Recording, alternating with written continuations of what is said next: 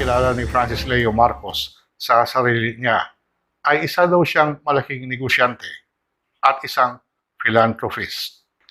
Isang mayamang tao na bumabahagi sa kanyang pera upang makatulong sa kapwa-tao. Sabi niya, chairman daw siya ng Marcos Group of Companies. At ayon sa kanyang press release, ang kanyang net worth ay mahigit $25 million.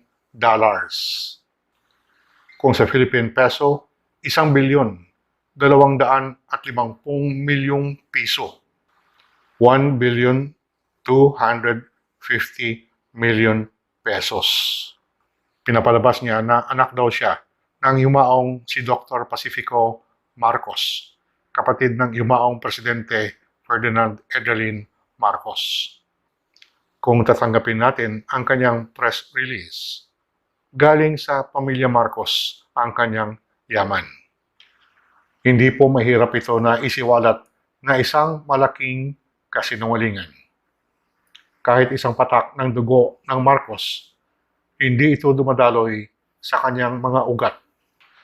Ang tunay niyang pangalan ay si Norman Mangusin.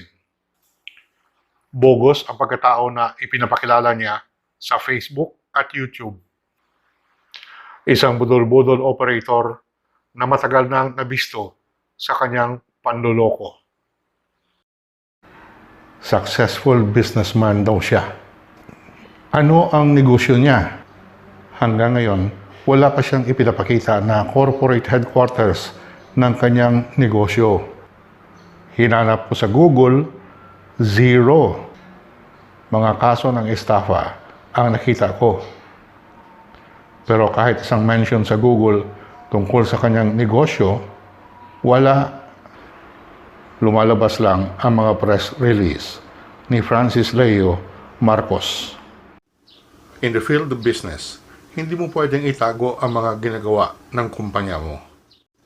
May mga negosyanteng low profile, pero pag malaki yung negosyo mo, talagang lalabas yan sa public knowledge.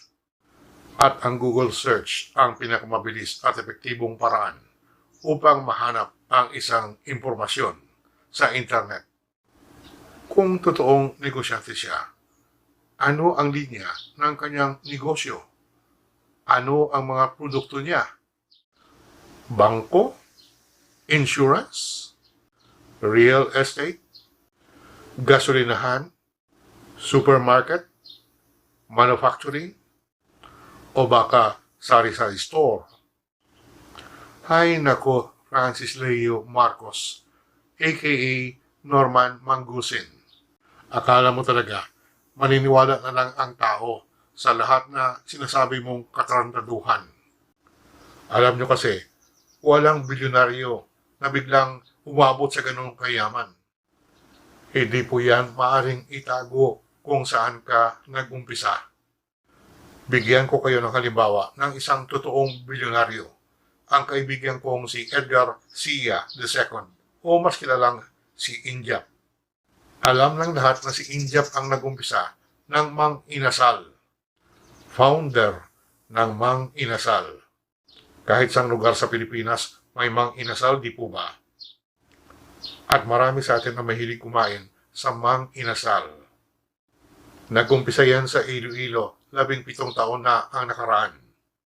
Dahil napakasarap ng chicken barbecue ng Mang Inasal, hindi tumagal at dumami ang mga branches nito. Mula sa isang maliit na fast food sa Iloilo, lumaki ito at naging major competitor ng Jollibee at McDonald's. It became so popular that Jollibee decided to buy the company. Bilyon-bilyong piso ang halaga ng bentahan. Lahat po yan ay public knowledge. Kilala niyo ba si Jack Ma? Ang pinakamayamang tao sa China? Kilala siya dahil sa ipinundang Alibaba, ang pinakamalaking online store sa buong mundo. Hindi po siya biglang naging bilyonaryo. Dumaan muna siya sa malaking hirap at pagod bago sumikat ang Alibaba at naging super mayaman.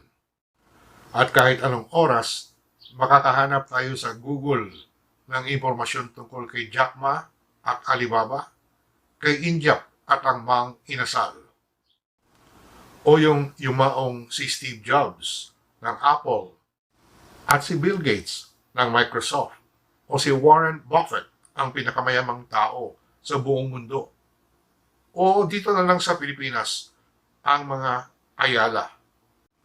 Dito sa Pilipinas, hindi rin tayo nagkukulang ng iba pang halimbawa na mga rags to riches na mga tao.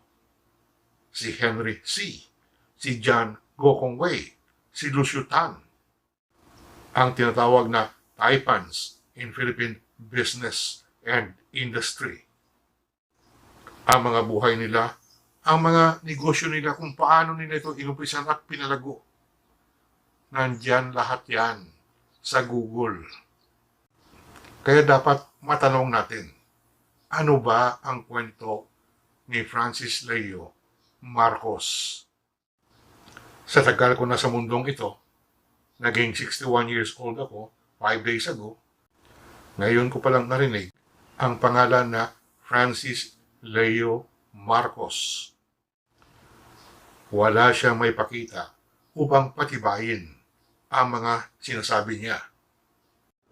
Ito ang dahilan kung bakit nagmamayabang siya, katulad ng mga napapanood natin sa YouTube at Facebook. Masdan niyo ang video clip na ito.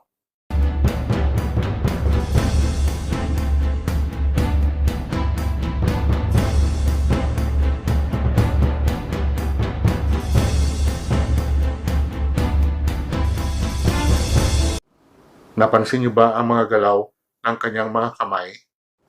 Didi-display niya ang kanyang gintong relo, pulseras, at mga singsing na may malalaking bato. Hindi po yan simpleng pagyayabang. Ang tawag dyan ay managing the public's perception. Gusto niyang itanim sa utak ng mga tao na talagang sobra ang yaman niya. Parang hypnosis yan para sa mga tanga at bobo. He is manipulating the minds of people who are stupid and dumb. Inaatake niya ang subconscious mind ng mga tao na maaari din silang magkaroon ng ganung yaman kung sumunod sila kay Francis Leo Marcos. Pinapaasa niya ang mga bobo at tanga na maaari din silang yumaman katulad niya kung sumunod sila sa lahat na sinasabi niya. Kaya marami ang naniwala sa kanya.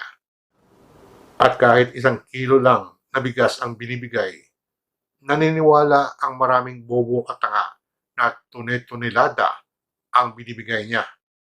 Na mind conditioning na kasi ang mga supporters niya. Gullible pa rin ang maraming Pilipino.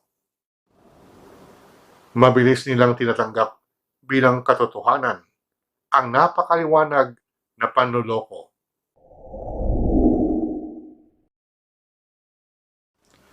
Part of the deception is the use of the Marcos name. Pinalitan ni Norman Mangusin ang pangalan niya at naging Francis Leo Marcos na siya. Siya mismo ang nagsabi nito. Another issue is Norman Mangusin and Francis Leo Marcos. They asked if it is the same person. I said yes. I was once Norman Mangusin and I am Francis Leo Marcos. I was once Norman Mangusin and I am Francis Leo Marcos. This is the story. I know myself I am Norman. Until suddenly my mother told me that hindi ko kayang nahihirapan ka. Ikaw yan. This is you. Karapatan mo yan. You're a Marcos and this is your name. Francis Leo Marcos. Ganun lang pala kasimple. Sinabihan lang daw siya ng nanay niya na isa siyang Marcos. at isang birthright na tinatawag na maging mayaman din siya katulad ng mga Marcos. Ang problema, wala naman siyang hinahawakang yaman. Kaya napakaraming mga tanong tungkol sa buhay ni Francis Leo Marcos. Saan siya nagmula? Saan ba siya nag-aral ng kanyang elementarya? Sino ba ang kanyang mga magulang? Sino ang kanyang mga kapatid o kamag-anak? Hindi niyo ba napansin na wala siyang ipinapakita ng mga pictures ng kanyang pagkabata? O kahit isang larawan lang na kasama niya ang kanyang tatay at nanay? Tayong mga Pilipino ay napakalapit sa ating mga magulang. Kahit matanda na sila, hindi natin sila iniiwanan. Kung sila man ay kumabilang buhay na, we still cherish their memories. Patuloy natin na ipinapakita ang ating pagmahal sa kanila. Pero itong si Francis Leo Marcos ay walang ipinapakitang larawan na kasama niya ang kanyang mga magulang. Lalo na at sinabi niya na kasama niya ang tatay niya sa pagpalaki ng kanilang negosyo. Sino ba talaga ang tatay niya? Kung si Dr. Pacifico Marcos nga, katulad ng sinasabi niya, may patunay ba siyang may pakita? Sino ang nanay niya? Tinatanong ko ito pero alam ko na hindi ito masasagot ni Francis Leo Marcos, aka Norman Mangusin. Tinatago ni Francis Leo Marcos ang kanyang totoong pagkatao. Gusto niya at ng kanyang mga panatiko na tanggapin na lang natin ang sinungaling niyang kwento na anak daw siya ng isang Marcos, na mayaman siya mula pa ng bata siya, na successful businessman siya, na philanthropist siya, na matulungin siya. Sadya itong drawing na ginawa ni Francis Leo na magpanggap siya bilang isang Marcos upang madali niyang maloko ang mga tao. Pag sinabi mong pamilya Marcos ang isang tao, isang bagay kaagad ang pumapasok sa isip ng karamihan. Mayaman. At pumapasok sa isip ng mga bobo at tanga na kung siya ay isang Marcos, baka sakali ibabahagi niya ang kayamanan ng mga Marcos sa kanila. Diyan magaling si Francis Leo. This is a weakness in the minds of the masses that he knows to be vulnerable. Give the people false hopes that they too could get a share of the wealth. And he, Francis Leo Marcos, will give it to them. Iyan ang dahilan kung bakit siya nagpapanggap na isang pilantropo. Gusto niyang ibenta ang idea na sobra-sobra ang yaman niya, na kaya niyang magbigay ng milyong-milyong piso na halaga ng tulong. Sinamantala niya ang COVID-19 pandemic upang maangkin ang tiwala ng kanyang mga biktima. Pinapakalat niya ang imahen na siya ay mabait at matulungin. And he is reinforcing the perception that he is super rich by displaying those cars, houses, and jewelry.